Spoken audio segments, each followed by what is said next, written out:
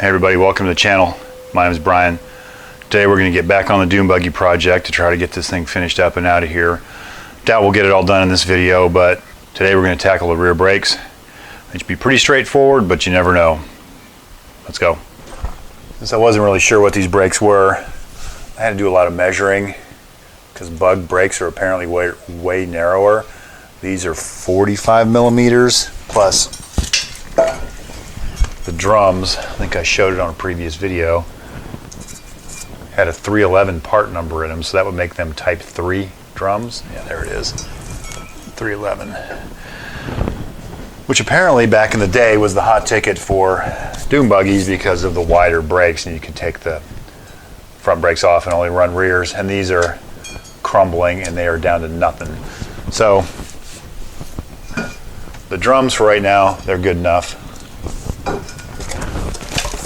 I was able to locate shoes, wheel cylinders, and I got a hardware kit, so let's hope that all this stuff fits. These are pretty straightforward as far as some springs, the hold downs. Let's hope those adjusters are okay because I do not have new ones of those and they do not look good. Anyway, we'll get this stripped down and see what's happening. If you have some self-adjusting stuff that's really complicated with cables, and you probably need to take some pictures and do one side at a time. We're going to do one side at a time anyway, but here goes. I think this is horrible freight stuff I've had for years to push these clips off. Push it in. It should turn 90 degrees. And then that piece will come off.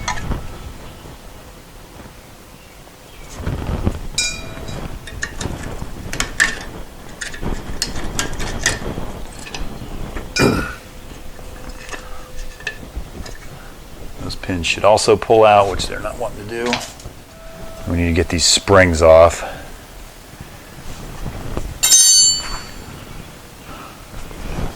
Actually, now that we have the hold down springs, should be able to just kind of unclip them like that.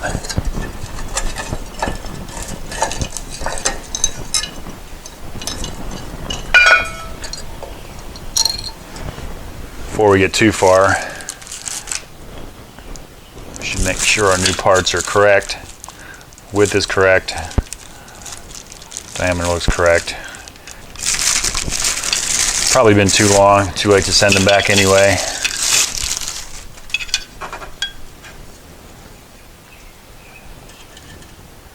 They are a little different. They have the parking brake little slot in there, which this doesn't have, but at this point we'll just have to make it work. Let's see if we can get this wheel cylinder off. Amazingly, this line actually came loose. But it likely wouldn't matter because imagine it's pinched shut right there. I'm going to have to replace that and make a new one.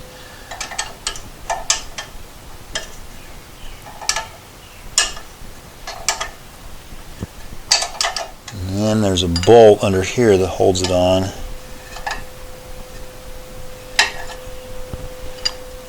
It appears to be a 13. And amazingly, that thing turned. That bolt finally came out. Let's see if this will come off.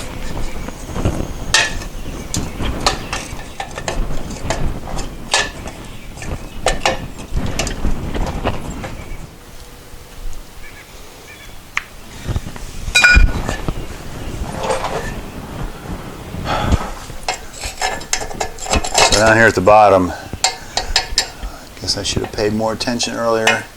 This adjuster does not look good. So I'm going to spend some time cleaning all this mess up.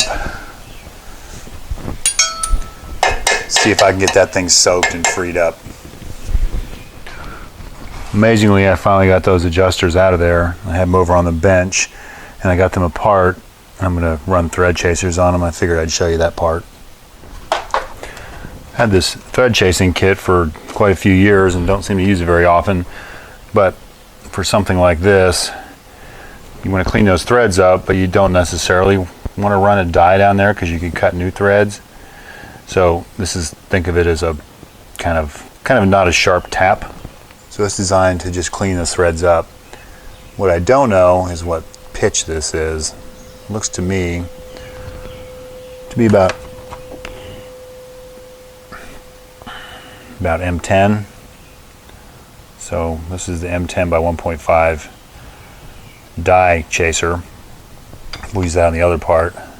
And directly across from it should be the M10 by 1.5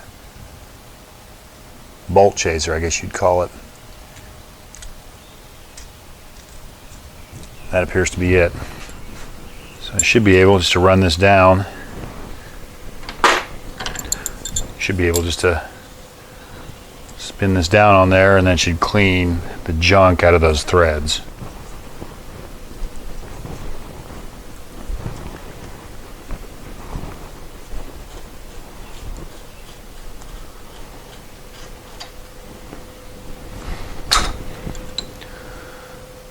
Looks pretty good. And for the corresponding other piece of the adjuster, be able to use the tap equivalent.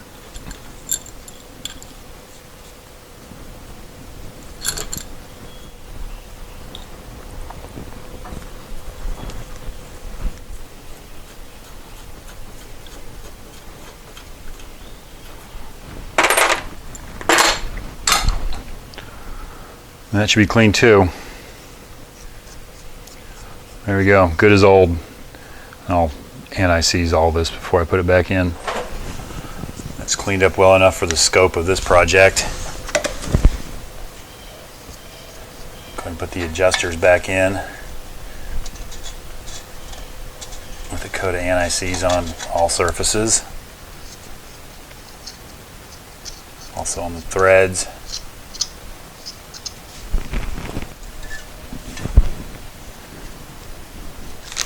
Some new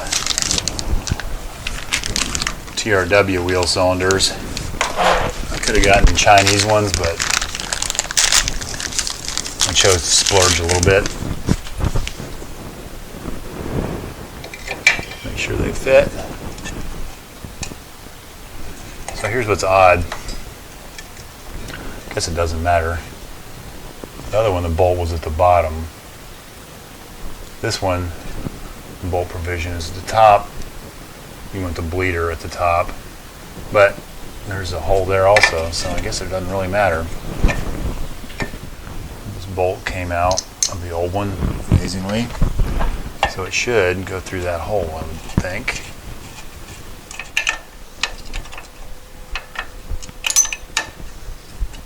Okay, now you remember how all those springs went? Well, I don't, so let's figure it out. I have this hardware kit. See what's in that. This may or may not be a better vantage point. Go ahead and put the little post through. As far as the shoes, I'm not sure how they had them packaged.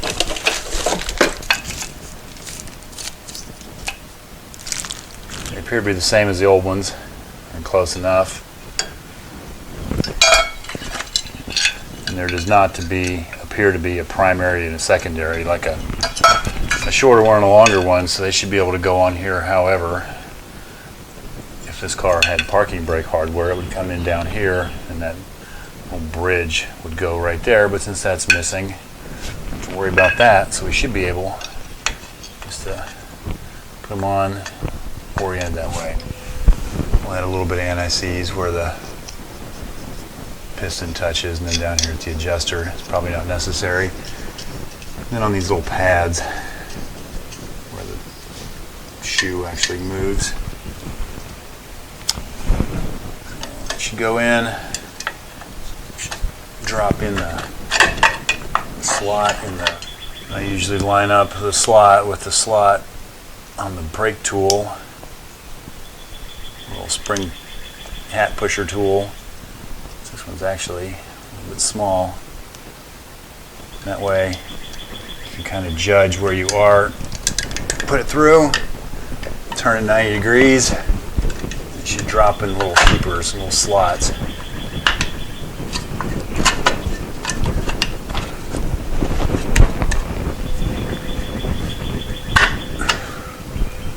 crazy about how they're fitting on the bottom on the adjusters.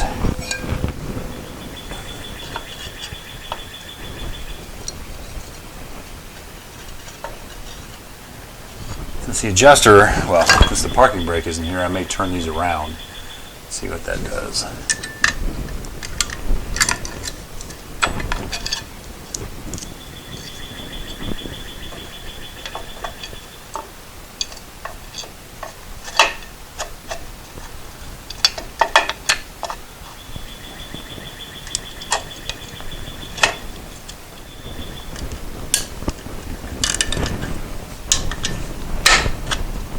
There, that looks a little better. Not sure really what's going on there. Oh, I know what's there. Would be a bar, tie bar in there that's not here. If that's going to be a problem. May not, because the parking brake probably would have attached down here. So put them in that way. Flip the shoes over, they fit way better. So there were only 3 springs in here. And I think they went right here. I'll be able to use this tool. This thing works really well, but not for this style. I'm going to have to go old school with a pair of pliers.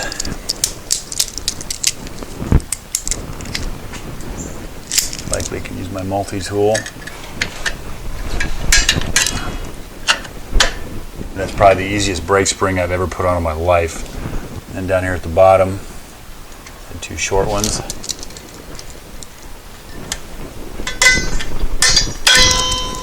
It has this little hook, helps you get it in the hole, makes it way easier.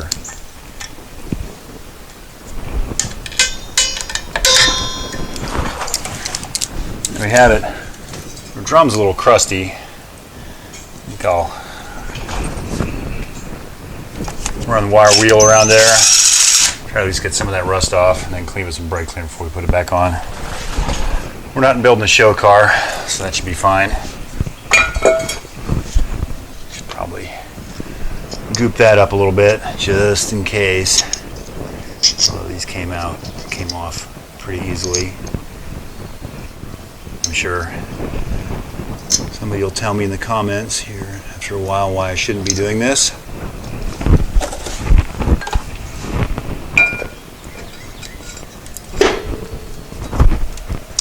Somewhere around here is the nut with a cotter pin. We'll have to torque that when it's back on the ground because it gets torqued probably to some crazy number. Normally it does. Need to work on the other side and then I'll have to make that brake line. So it's pouring down rain today, so I'm working in the garage until it stops and I can finish my outdoor projects. Got the other side taken apart, got the wheel cylinder in. The adjusters are way more frozen than the other side. Also, I was going to skip all this, not show you, but the brake hose was not through the bracket. It was outside the bracket along with the brake hard line, which came loose. But I noticed when I took it apart, this was threaded, screwed all the way into this fitting. And also, it looks like they put Teflon tape on there. And this is a regular inverted flare, not a bubble flare. This line is made for a bubble flare, so I'm pretty sure this didn't seal.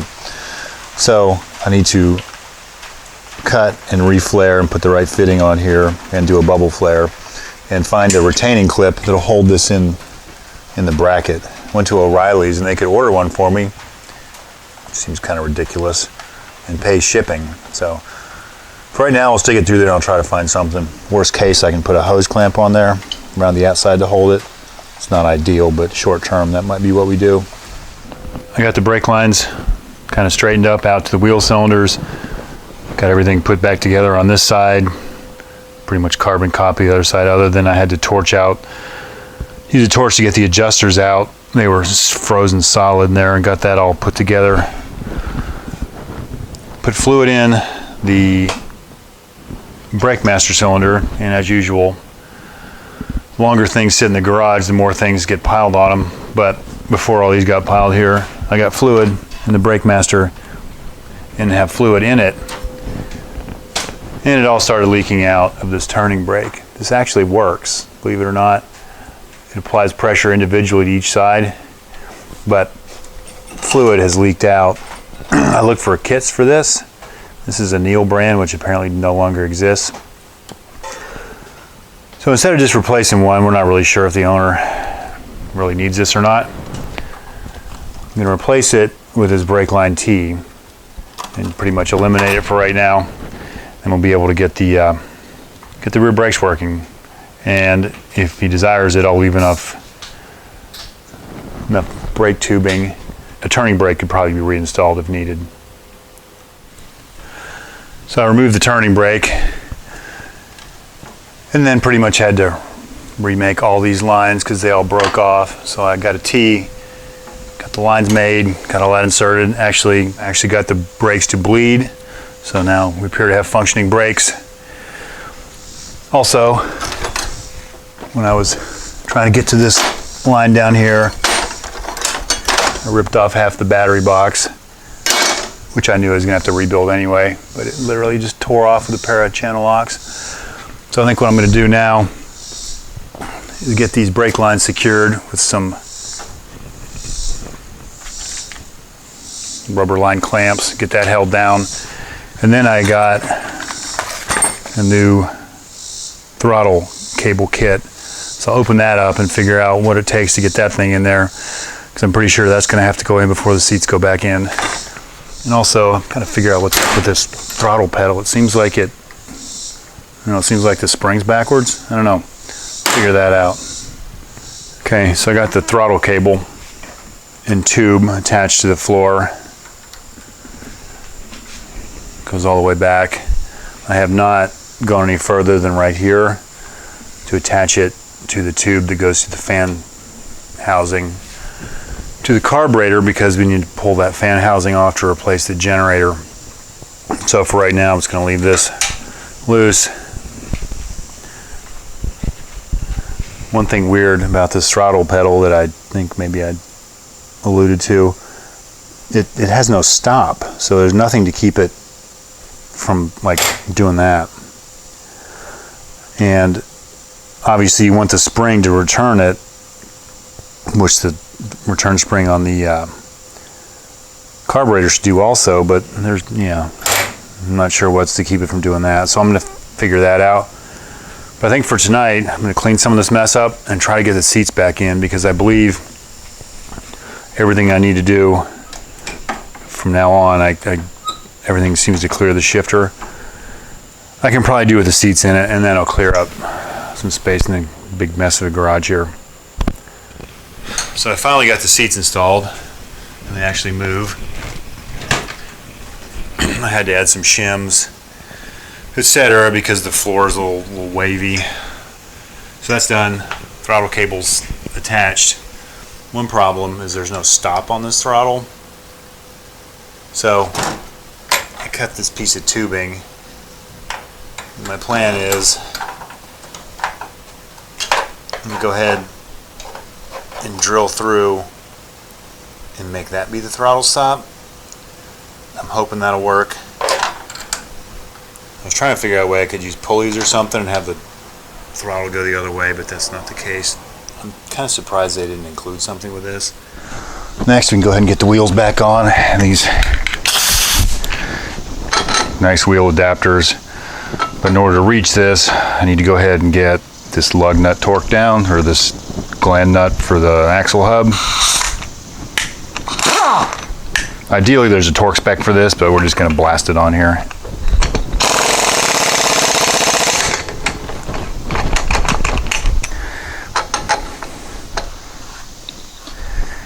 And you need to line up with the hole, so a little more.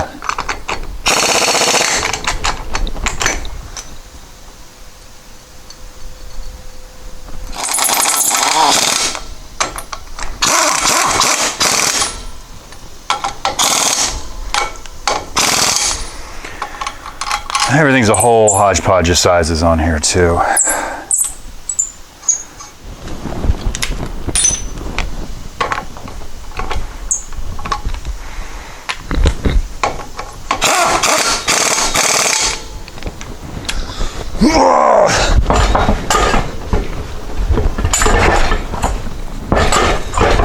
Of course, there's no hub on these stupid adapters.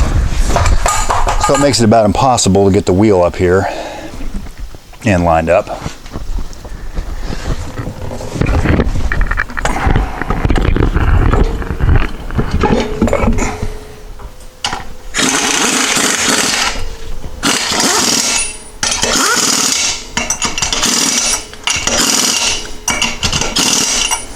It's been a long time. I don't know if everybody remembers, but this generator was not hooked up when we got this vehicle, and it looks like that's part of the winding hanging out of it, and it looks like she got a little hot.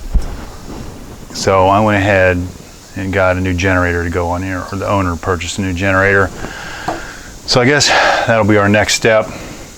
Pretty sure we're gonna have to pull the entire fan shroud off. Plus we should probably look inside there and make sure it's not full of mouse house anyway. So the generator turned into its whole host of other problems. So I figured we'd stop this video here and bring you back for that one. That'll be up next. Thanks for watching. We'll see you soon. It's also our cat's new favorite hiding place.